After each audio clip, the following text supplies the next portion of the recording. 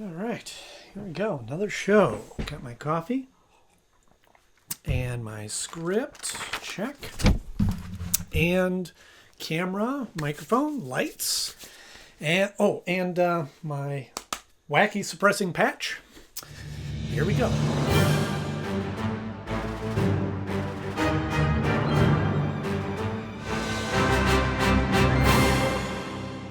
Hello friends, welcome back to the show. So glad to see you all once again.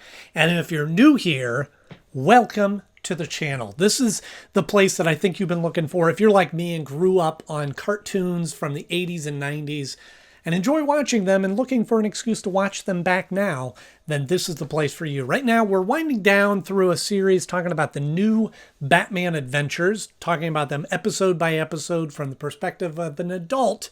Now, it's a weird phrase to say it. From the perspective of... And today we're talking about a very wacky but fun episode, Beware the Creeper, which originally aired on November 7th, 1998. Yellow-skinned wacky man! This episode's really bizarre and goofy, but in a very fun, great way. And in a lot of ways, as we've seen with Batman the Animated Series into the new Batman Adventures, we've covered a lot of ground. We've gone through a lot of different changes with the characters and new components. And in a lot of ways, this feels like just going right back to the roots of what makes Batman the Animated Series so great and so fun. And so this was a bit of a challenge to figure out where this places in my list of favorite episodes. But you'll have to stick around to the end to find out where this falls. But first, I'm going to give you a 60-second rundown of the episode before the Joker bomb explodes. Complete synopsis of the episode in 60 seconds or less. It'll probably be over. So here we go. TV host Jack Ryder is celebrating the 7th anniversary of Joker's creation by doing a little documentary on TV. And while he's there, Joker invades and tries to recreate his own accident and kicks Jack Ryder into this vat after spraying him with some laughing gas. And then that brings out these wacky sort of things, just like it did with the Joker. Batman and Robin show up and try to stop him, but he gets flushed down the drain. And he slowly becomes the Creeper. He goes and puts on this garb, and now he's after Joker to get revenge for making him this way. And he's running amok around the city, being crazy. And Harley Quinn has planned a special birthday party or anniversary party for Joker, and he doesn't want anything to do with that because he's upset with the Creeper for stealing his act. And so she, dejected, goes off, finds the Creeper with their henchman, Mo, Lair, Kerr, and they are trying to find how to get back to the Joker. And so she goes, boy, I knew there was a lot in this one. So she runs away scared of him, but inadvertently leads him back to the hideout of the Joker. And he shows up and goes, "Hey, I'm the new Joker, and I'm going to even steal your girl." And then there's a big explosion, which leaves Batman and Robin there. And then there's this huge chase, the wacky chase that ensues. And Batman eventually catches up with them and captures the Creeper, injects him with a sedative, and then gives him a patch on his arm to say, "Now this will calm everything down and keep this personality from coming out." But then he slowly peels it off and begins laughing. Okay. How many times do you have to hear this stuff? So I think it might be the first line in this episode. They mention that 7 years ago, this very night, the clown prince of crime, the Joker, was born on this spot. I don't want to start nitpicking right off the bat, but I think I know what they were trying to do with the math, but it doesn't quite fit, even just in the duration of the show. So this came out in 98.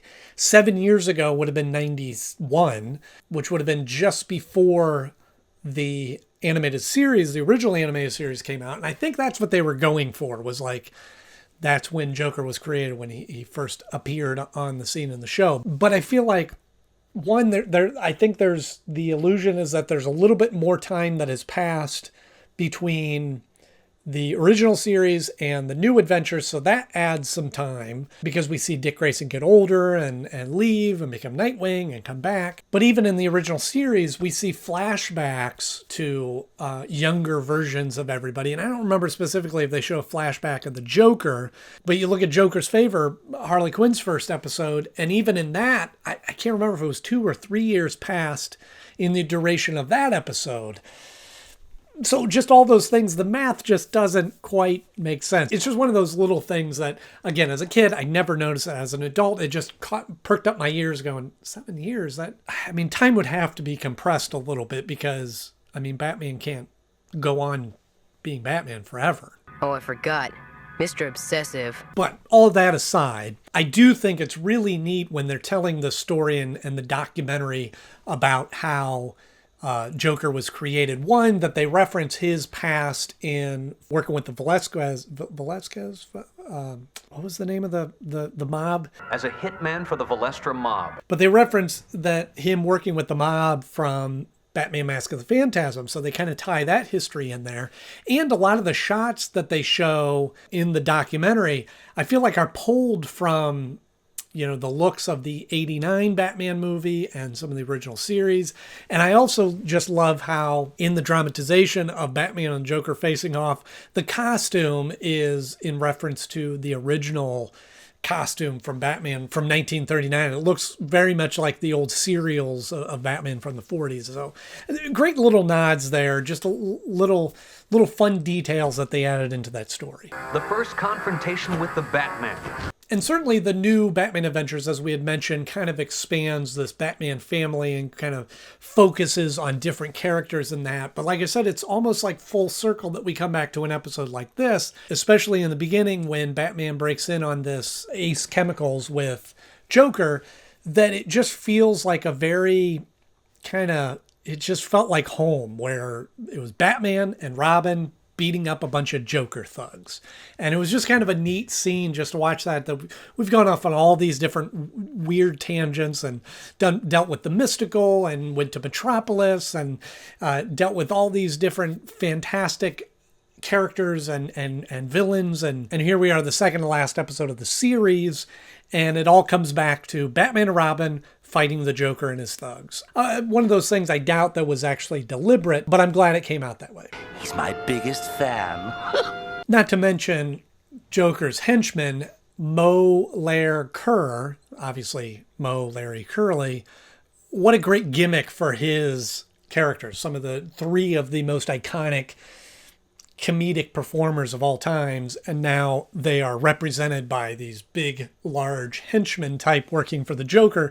Makes a lot of sense, is a fun gimmick, and just adds a nice little layer to his gang, and it's just a lot of fun. Let me at him! Let me at him! And we'll certainly talk about this a lot more in the next episode, but this to me was kind of a turning point for Harley Quinn in this whole scene where she's popping out of this pie to celebrate Joker's anniversary. It truly is pretty sexy for a kid's show. And again, kids would never notice the undertones to that scene.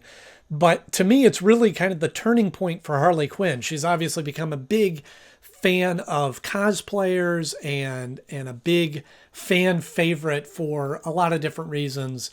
And this is kind of really the turning point for her, where we kind of lead into where it's always been kind of implied that there was some sort of romantic relationship between Joker and Harley Quinn. This is the first time that it's kind of put out there most directly that, yeah, at least she's in love with him. I don't know how well it's reciprocated. Very risque for a kid's show, but I think is kind of the turning point for a character in that sense. Happy anniversary, Mr. J. Now to talk a little bit about the Creeper, the Creeper certainly has a long history in the comic books. I think he came out in the late 60s, was created by Steve Ditko.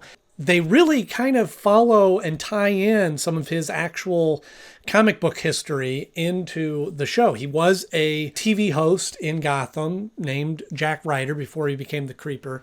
But I love how they kind of saw this opportunity with the character to tie his origins to the Joker and the laughing gas and the vat of acid which created the Joker.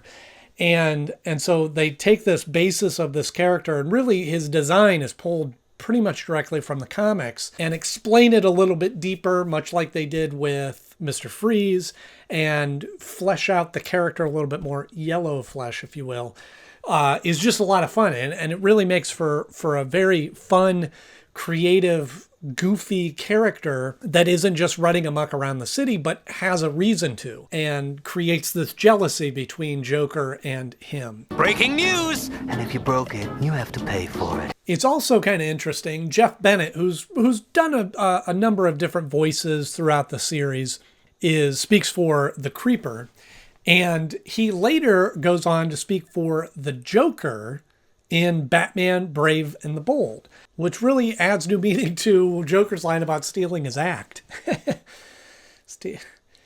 The buzz on the street is someone stealing my routine. And it's just, it's a lot of fun to see how Joker, in the effort of reenacting his creation by Batman, is doing the same thing to this Jack Ryder who's doing a story about the Joker, and in doing that actually creates another villain, is very similar to Joker, and Joker doesn't like it and becomes jealous and wants to, and feels like he's getting ripped off, which just a neat, what a clever dynamic between the characters is really cool. From one sociopath to another, where is the Joker? And again, I really like those kind of open-ended endings that they use in the show where, Batman provides a treatment to Creeper, which again, I think it's kind of comical that it's a patch, like a nicotine patch or something like that. Just keep this on and you'll be perfectly normal. Now that Jack had a little taste of the wackiness, he apparently decides to peel it off. And we do see Creeper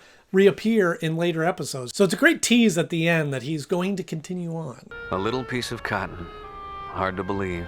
So when it comes time to rank this episode, it is, again, it's a lot of fun, and it's a great kind of playing back into the basics of Batman. Batman versus the Joker, thugs, this new creation. They play with the origins of the Joker and kind of twist that around, bring in a lesser known character from the comics, give him a new origin and inject some new energy into it. So it makes for a lot of fun in the episode. But looking at all elements of the episode, the story's not... There isn't some major crime. There isn't some major mystery that's going on. It's just sort of a fun episode to watch. So taking all those things into consideration, it is not top 10 material, in my opinion, but it's not a horrible episode, and it's certainly a lot better than some of the ones that are down towards the bottom of the list. So it falls at the number 13 spot of my favorite episodes so far. It falls just below Sins of the Father because that has this great story in there telling the origin of Tim Drake Robin and how he took on the mantle of Robin. Just has a lot more depth to the episode than this does. But it does beat out the ultimate thrill because, again, we have kind of this offshoot, more obscure villain, and I love the motif of the aviation and things like that. The Creeper just is a much wackier villain, but I love the way that the origins of that character is tied with the Joker and creates just a fun story in that sense. Creepo got a concussion? Now, truth be told, I didn't even know Creeper was an actual character before I saw him in Batman. So I had no idea that he had already existed in the comics and that he had a longer history prior to the animated series. So my question is, are you like me and only this was your first introduction to Creeper, or were you familiar with him before the animated series kind of brought him to life on the screen? Let me know in the comment section below. If you enjoyed this episode, then please click the like button. If you want to see more episodes like this, then just hit subscribe. I have new episodes coming out every Tuesday and Thursday, and next up, we have the last episode of the new Batman Adventures. It's hard to believe it's the end here already. We've come a long way, but we're going to be talking about the last episode of the series, Mad Love, so you don't want to miss that. As always, thank you so much for watching. I'm Andy Knode. I'll see you soon.